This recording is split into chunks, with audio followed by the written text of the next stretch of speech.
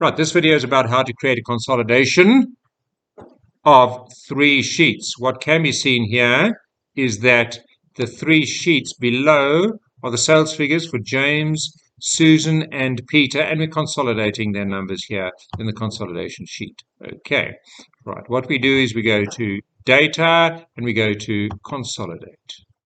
Okay, the reference would be clicking on James, selecting all of James's figures, all of them, and add. And then selecting that range again, clicking on Susan, and add. Then clicking on, selecting that range up there again, and then clicking on Peter, and selecting all of Peter, and add. Now, be sure that you choose top row and left column and create links to source data. Click on OK, and there's the entire consolidation. The numbers are big, so we need to just widen the columns.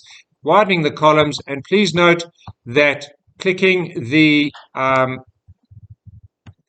plus to the left-hand side, okay, click the plus to the left-hand side, will show each of the details. So click the plus there, click the plus there, click once, click the plus there, and click the plus there.